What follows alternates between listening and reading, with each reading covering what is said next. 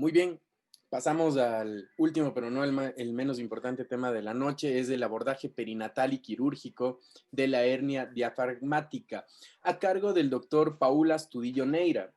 El doctor Paul Astudillo es especialista en cirugía pediátrica, es profesor de la Facultad de Medicina de la Pontificia Universidad Católica del Ecuador, es instructor de ATLS certificado, jefe del Departamento de Docencia e Investigación del Hospital de Niños Baco Ortiz, tiene un fellowship en neonatología quirúrgica, director de posgrado de cirugía pediátrica en la Universidad Internacional del Ecuador, es jefe del servicio de cirugía pediátrica del Hospital Metropolitano, cirujano del programa de trasplante hepático adulto y pediátrico y es cirujano del programa de trasplante renal pediátrico. Doctor Paul Astudillo, sea usted bienvenido.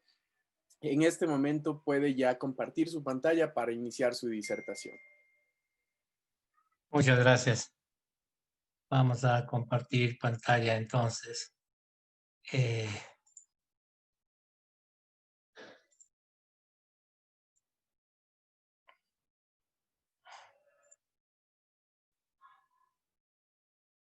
No sé si ven la pantalla.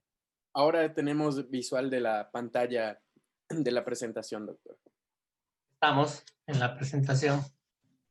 Así es, doctor. Estamos ya en la presentación y se le escucha bien. Con estos parámetros podemos iniciar la conferencia.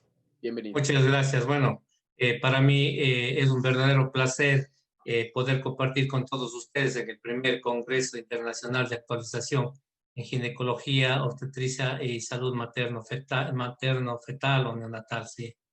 Increíble poder compartir con ustedes algunos conceptos sobre la hernia diafragmática congénita, principalmente partiendo de ciertos mitos hacia buscar cuál es nuestra verdadera realidad.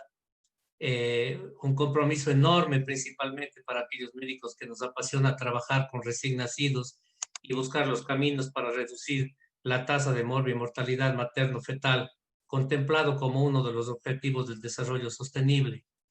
Quizás primero con ciertos datos epidemiológicos. La incidencia se reporta de la literatura de 1 por cada 2.000 a 5.000 nacidos vivos. Si reconocemos que en el Ecuador nace un promedio de 200.000 niños cada año, deberíamos tener entre 20 y hasta 100 recién nacidos con hernia diafragmática, pero no sé dónde están esos niños.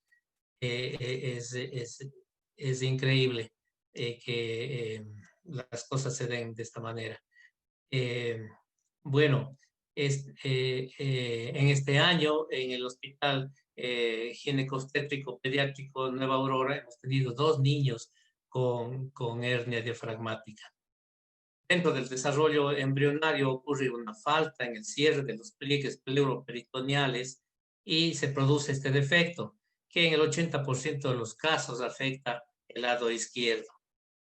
No podemos desconocer la importancia de la presentación clínica, ya que todavía tenemos una falta de diagnóstico prenatal y todavía es una sorpresa el que muchas veces nos nace un niño que presenta una severa dificultad respiratoria con disnea, cianosis, en donde se reconoce un abdomen deprimido y desplazamiento de los sonidos cardíacos. Hay un diferencial de oximetría de pulso y la radiografía de tórax nos hace el diagnóstico. Hasta aquí todo parece fácil, pero caminemos por un sendero un poquito más resbaladizo, que va desde una fábula, que hay algo de mito y hay cuánto de verdad. Me refiero a los factores pronósticos del niño con hernia diafragmática congénita y cómo estos han ido variando en el tiempo. Factores predictores de hernia que intervienen en la evaluación prenatal y su diagnóstico temprano y la importancia de hacer o no hacer ese diagnóstico temprano. ¿Cuál es el rol de la cirugía fetal? La importancia de la ventilación en estos niños, el conocimiento cercano a la fisiopatología hemodinámica del niño con hernia diafragmática congénita, en qué momento es lo ideal operar a estos niños y luego temas un poco complejos. ¿Cuáles son esos datos estadísticos nacionales? ¿Quién está haciendo seguimiento? Etcétera. Entonces podemos decir que la evaluación prenatal es la clave para la decisión si es posible realizar o no realizar esa terapia fetal que está muy en boga. Importante también reconocer dónde debería nacer el niño. Decimos que en un hospital de tercer nivel como Nueva Aurora han nacido este año 2 niños, pero epidemiológicamente seguramente nacieron 80. ¿Dónde nacieron estos niños? ¿Cómo están estos niños?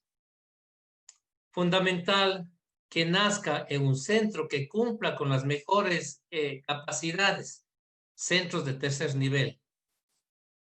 Y otras terapias como el aborto, terminación del embarazo. Y para esto es importante que los padres tengan una información más cercana a la verdad para ayudarles a la toma de estas decisiones. Es decir, todavía muchas veces estamos frente a esa bola de cristal, aunque porque pues estamos haciendo profecías frente a datos que todavía son irreales. La evidencia pone en nuestro conocimiento los principales factores pronósticos, considerados el índice pulmón-cabeza, el LRH dentro de lo que significaría el observado y esperado.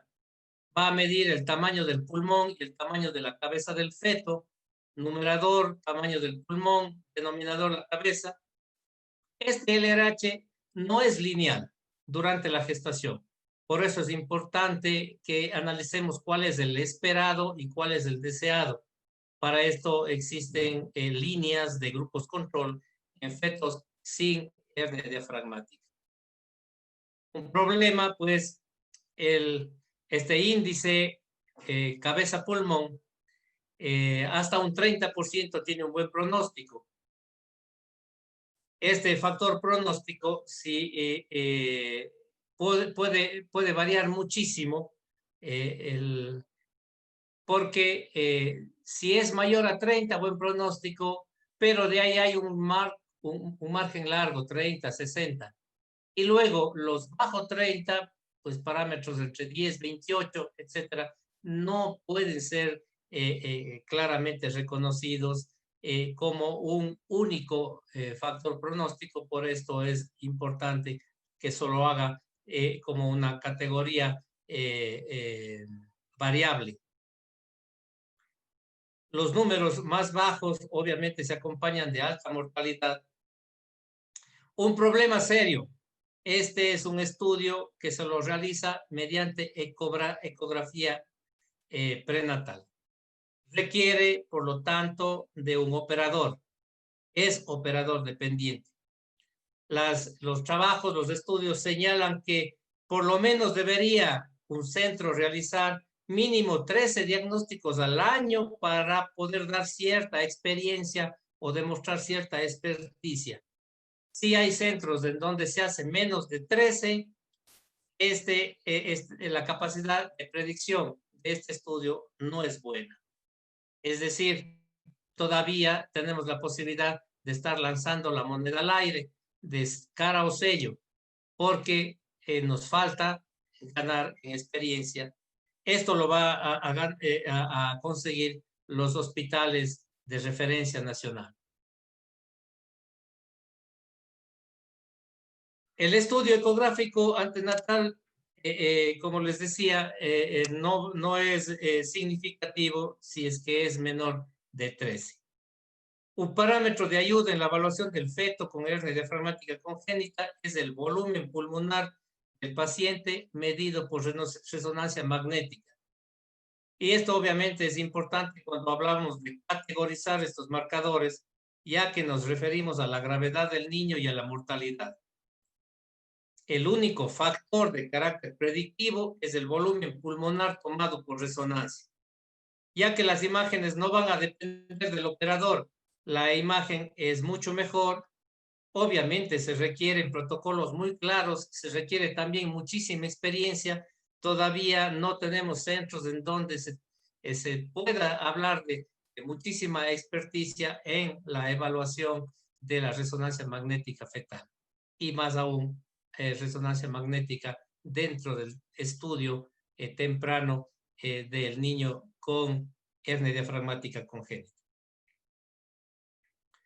Sin embargo, pues siempre se destaca el papel de la resonancia magnética.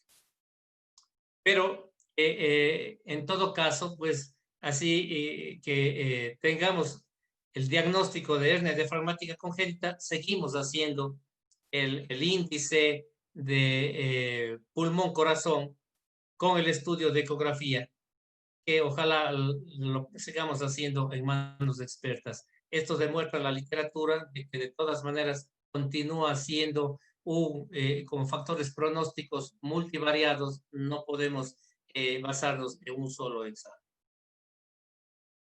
Importante también que nosotros hagamos referencia a la importancia de evaluar malformaciones asociadas como las cromosomopatías, que a veces están subevaluadas. Por lo tanto, importante dentro de estos factores predictivos, la importancia del cariograma antenatal, que nos ayuda a definir el pronóstico. Un dato que puede o no puede ser importante es la lateralidad, que se ha visto que es un factor pobre para determinar el pronóstico. La edad del diagnóstico es importante, ya que si asumimos que el defecto se generó en forma temprana, quiere decir que la compresión torácica y el grado de hipoplasia pulmonar también se generaron en forma temprana, relacionados íntimamente con la hipertensión pulmonar, que es uno de los factores que va a limitar mucho. La ilusión que tenemos todos quienes estamos en el ámbito quirúrgico es de encontrar el punto perfecto en la terapia fetal.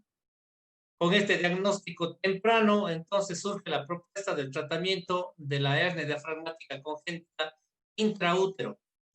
Yo tuve la oportunidad de conocer los trabajos de investigación del profesor Juan Tobar en el Hospital Universitario La Paz de Madrid. Ellos trabajaron con ovejas a quienes se provocaba un efecto teratogénico para la generación de hernia diafragmática. Y en ellos inició esa idea de ocluir la tráquea con un clip, y se observaba cómo los pulmones crecían al quedar enquistadas las secreciones pulmonares. Posteriormente, tengo el gusto de conocer al doctor José Luis Peiró en Barcelona, quien hoy es el jefe del Departamento de Cirugía Fetal de Cincinnati, y asimismo muchos otros centros en el mundo que están desarrollando este procedimiento. El procedimiento se llama FETO, que es la Fetoscopic Endotracheal Occlusion, que consiste por cirugía mínimamente invasiva, intraútero con un fibroscopio, colocar un balón intratraqueal para ocluir la luz de la tráquea para que retenga secreciones y permite el desarrollo del parénquima pulmonar, ocupando volumen en el tórax. En el Ecuador no tenemos ninguna experiencia que yo sepa. Sin embargo, pues es una aspiración de muchísima gente que poder caminar hacia allá. La cirugía se le realiza entre las 26 semanas de gestación. Al mejorar el volumen pulmonar, pues uno de los problemas es el alto riesgo de parto prematuro. Esta terapia fetal aún no está validada 100%, ¿no? Sin embargo, yo creo que va a ser bien beneficioso que nosotros podamos, pues, definir el beneficio que podrían tener nuestros pacientes. Esta terapia obviamente requiere de un buen diagnóstico y evaluación antenatal. Estamos hablando de esos factores pronósticos, ecográficos, de resonancia magnética, etcétera. Requiere también, obviamente, de un manejo multidisciplinario, y esa es una de las fortalezas que yo veo del Hospital Ginecobstétrico en Nueva Aurora, en donde existe un grupo importante que trabaja en lo que es salud materno-fetal, y que sería el punto de partida para poder ir desarrollando todas estas propuestas. Se requiere equipamiento, de hecho, y la curva de aprendizaje. Una curva de aprendizaje basada en, antiguamente pensábamos la curva de aprendizaje basada en muchos pacientes. Sin embargo, en la actualidad, con los avances de programas de capacitación, surgen los centros de simulación. Los centros de simulación que son los que realmente deben ser los lugares en donde los médicos vayan ganando experticia.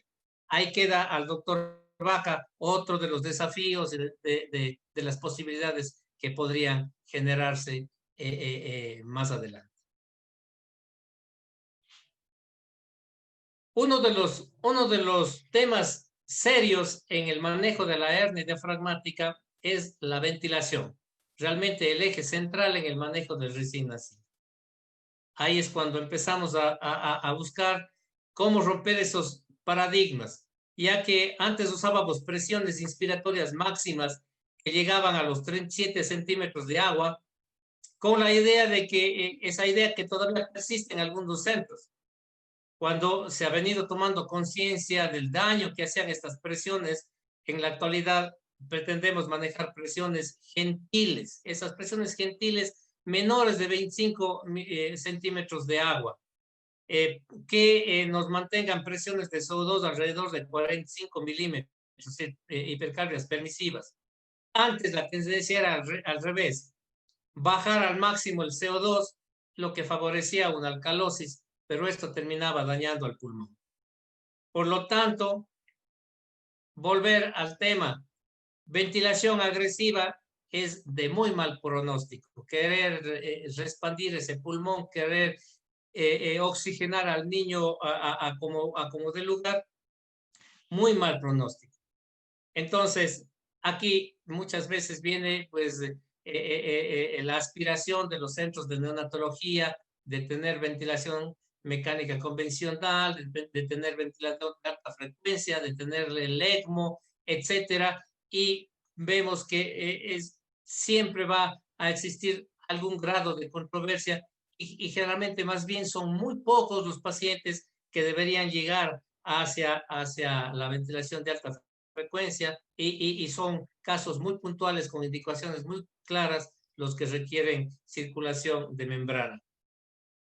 Entonces, recordar que hay muchos trabajos que demuestran que la tendencia de la ventilación mecánica convencional tuvo menor mortalidad que la ventilación de alta frecuencia. Parece ser que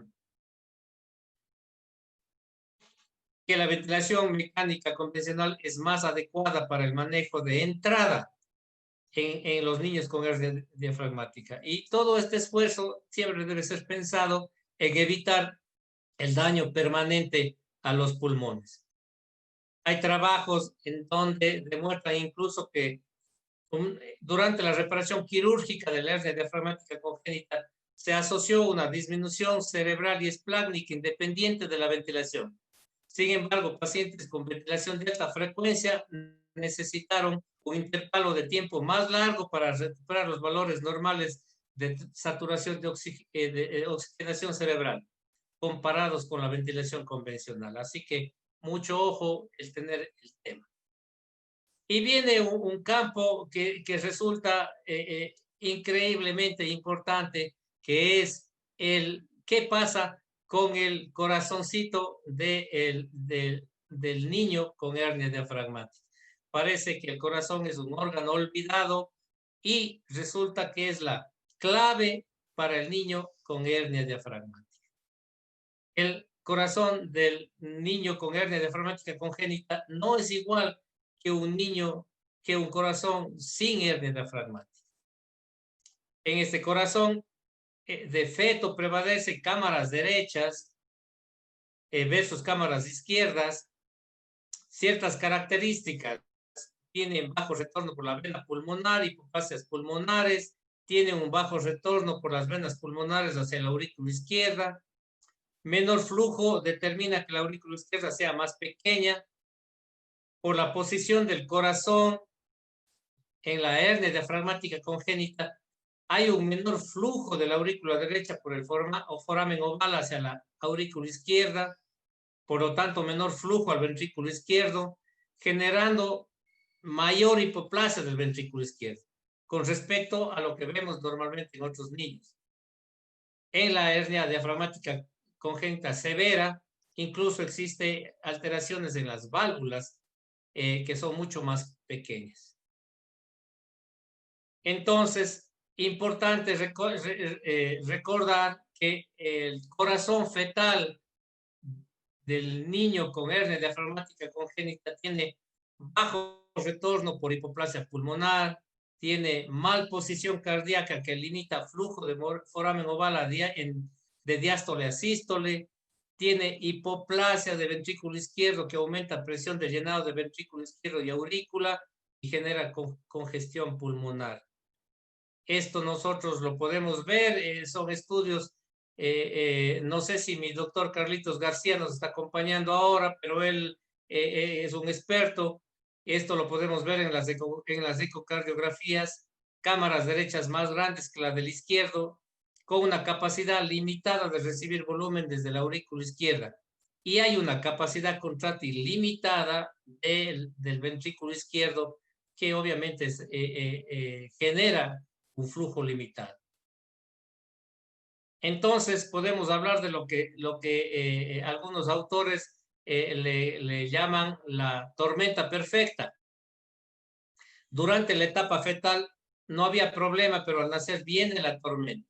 La hipoplasia del ventrículo izquierdo, cuando el niño con hernia diafragmática nace, la resistencia vascular pulmonar se mantiene alta y también se presenta una alta resistencia vascular sistémica que desencadena una disfunción diastólica del ventrículo derecho porque se ve sometido a mucha presión y volumen, que lo lleva a una dilatación y a una hipertrofia del ventrículo.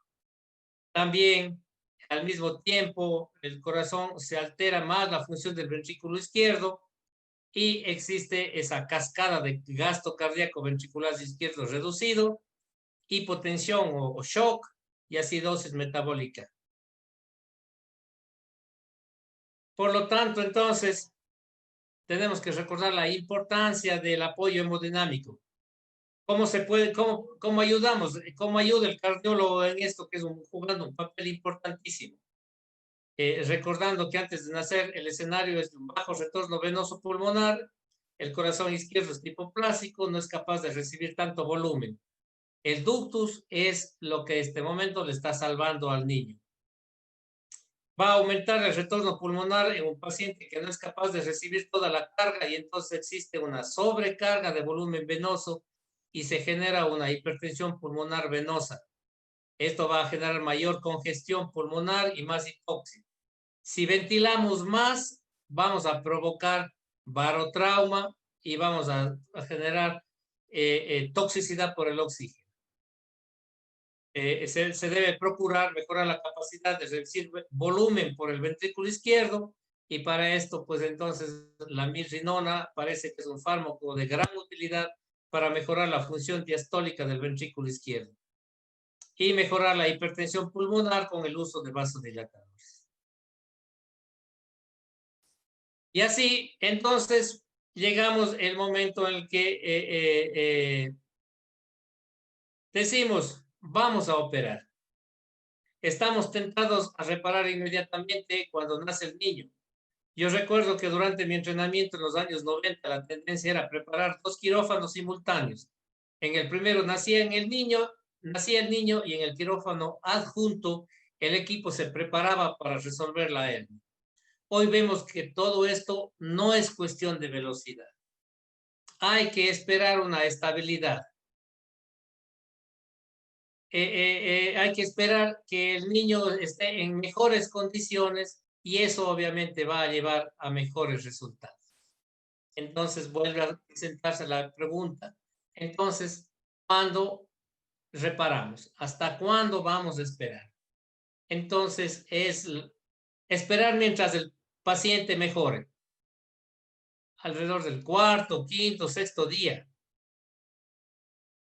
en donde vamos a tener nosotros un paciente metabólicamente estable desde el punto de vista hemodinámico y ventilatorio, las mejores condiciones, y ese paciente va realmente a tener una mayor tasa de reparación y de éxito total. ¿Qué hemos avanzado? Hemos avanzado, yo creo que muchísimo. La cirugía mínimamente invasiva neonatal es uno de estos recursos. Para el éxito de este programa, importante haber logrado un entendimiento con anestesia que nos permita realizar los procedimientos de cirugía torácica videoasistida. Lógicamente, es necesario que contemos con equipos de videocirugía, instrumental apropiado, personal capacitado, etcétera. Eso, vamos a posicionar así al paciente en lo que nosotros llamamos el altar de la cirugía pediátrica neonatal, laparoscópica. Y la posibilidad de realizar un procedimiento laparoscópico, digamos, en este caso, toracoscópico. Introducimos un poquito de neumo, de CO2, a flujo muy bajito, a menor de 5 milímetros, que permita un campo operatorio al desplazar las vísceras. Esto nos va a ayudar, obviamente, a hacer un inventario de lo que tenemos y la colocación de cuidadosa de las pinzas de trabajo. Estas pinzas de trabajo, ustedes ven, esa es la punta de un mosquito, de un trocar de 3 milímetros, pinzas de 3 milímetros, que en un campo de toras extremadamente pequeño, sin embargo, pues es posible hacer el trabajo. Debe ser muy delicado y cuidadoso para evitar el daño a las vísceras. En este caso vemos que el contenido es intestino delgado, colon, y vamos haciendo la reducción, siempre teniendo en cuenta no torcer el eje del intestino. Esta es una vista para la colocación de un segundo puerto de instrumental quirúrgico.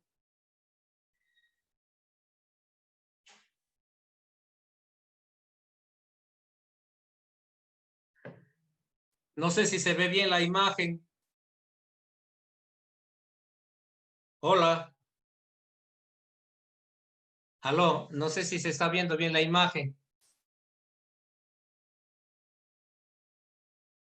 Bueno, Hola, doctor. sí, Tenemos sí vemos la imagen y el audio, ¿sí está bien? el audio, no se escucha del video, doctor, pero la imagen. No tiene el audio, el video no tiene audio.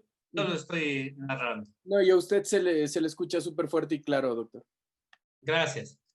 Bueno, entonces, una vez reconocido el anillo herniario, nos permite pues la reintroducción con muchísima más facilidad, ¿no? Como les decía, importante que en esta reducción mantengamos el eje del intestino para evitar torsiones y la posibilidad de volvulos.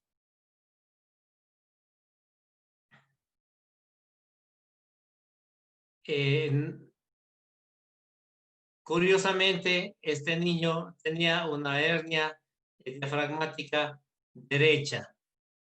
Como habíamos visto, pues el 80% de hernias diafragmáticas son del lado izquierdo. Pero bueno, así es, tenemos que estar preparados para resolver ya sea de un lado o del otro lado.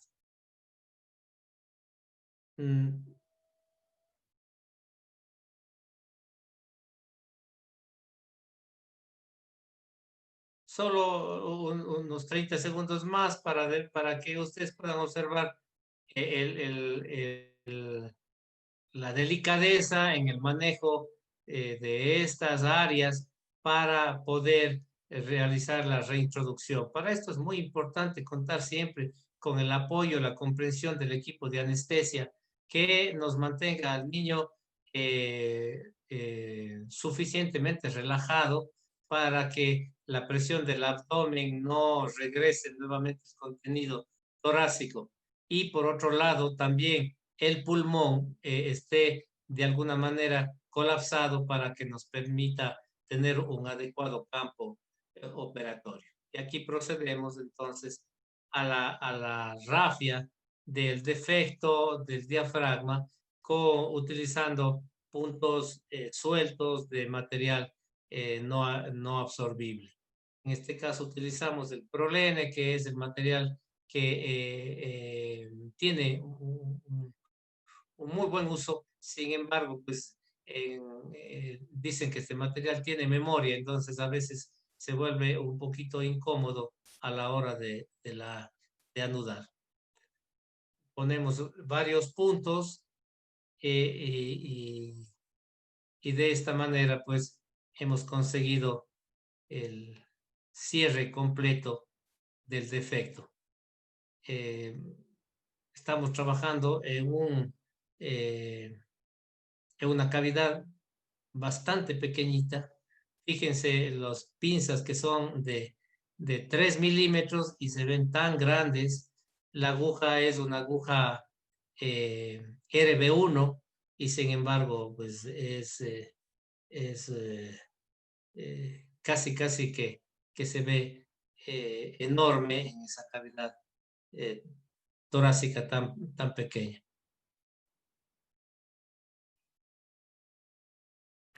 Importante ver que los puntos se coloquen en la masa muscular del diafragma para que tengan fortaleza y no exista problemas de residuo. Hay algunos autores que sugieren incluso avivar bordes. Ahí estábamos haciendo el nudo extracorpóreo y los nudos los desplazamos con bajanudos. Esto hace que el procedimiento sea mucho más rápido. Muchos puntos sueltos y vamos entonces configurando la reparación completa de la hernia. Vamos terminando ya.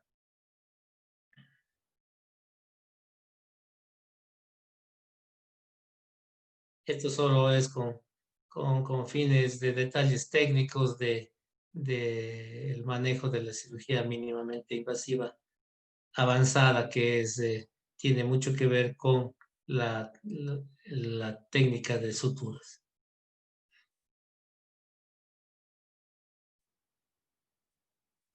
Aquí van a ver ustedes entonces cómo bajamos el nudo o un nudo extracorpóreo para acelerar y va quedando ya completamente reparada el defecto de la hernia. En un niño en muy buenas condiciones. Fíjense, es un procedimiento que prácticamente no ha generado una pérdida de un glóbulo rojo. Entonces, yo creo que son procedimientos muy seguros.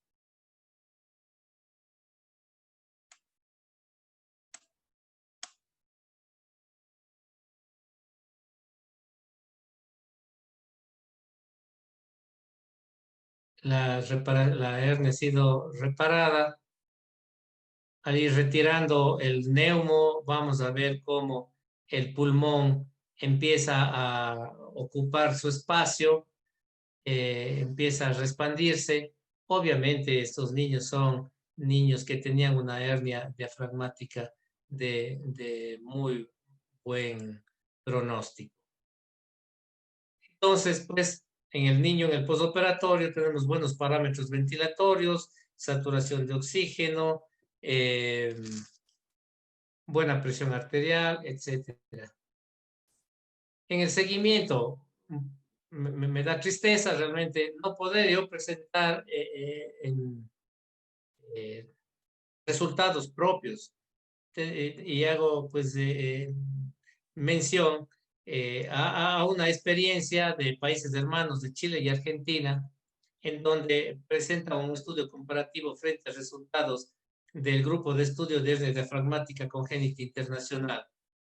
Yo creo que es un desafío para nosotros que deberíamos conocer para asimismo mejorar nuestros resultados.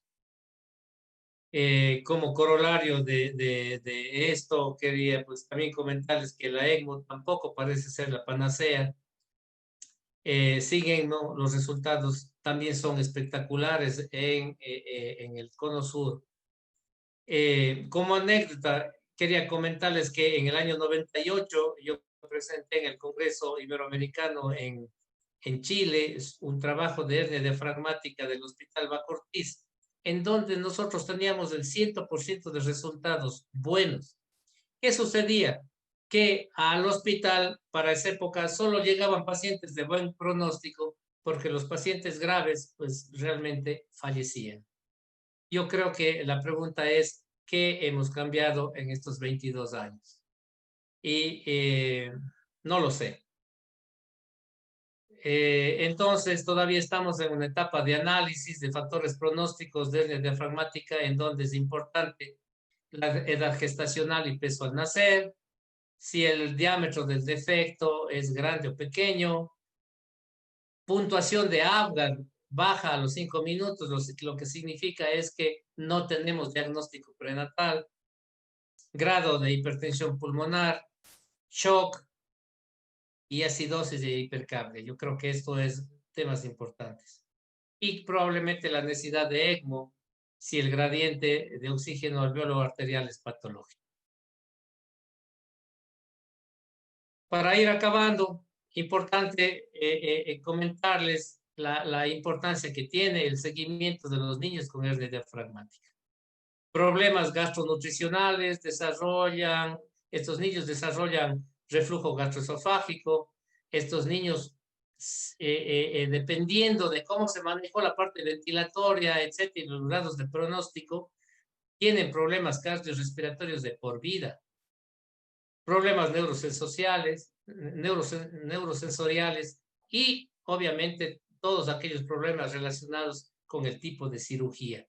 Principalmente cuando hacíamos la reducción de la hernia diafragmática por vía abdominal y teníamos que eviscerar todo el contenido hacia la cavidad, etcétera, y mucha manipulación. Había muchas adherencias, bridas, válvulos, etcétera. Y la cirugía mínimamente invasiva parece que eso pues, nos está ayudando. Existen muchos estudios internacionales y gente que se dedica al estudio del recién nacido con hernia diafragmática congénita. Lastimosamente están ubicados en el hemisferio norte. Pero pues nosotros tenemos que seguir trabajando. Es importante que como hospitales nosotros podamos contar con los datos, con toda la epidemiología de lo que pasa en nuestros hospitales. Con un grupo multidisciplinario nosotros tenemos que protocolizar los manejos. Es decir, no puede ser que un niño con hernia diafragmática se opere y se encargue un grupo de neonatología y maneje de una manera la parte ventilatoria y a otro niño, otro grupo maneje de otra manera.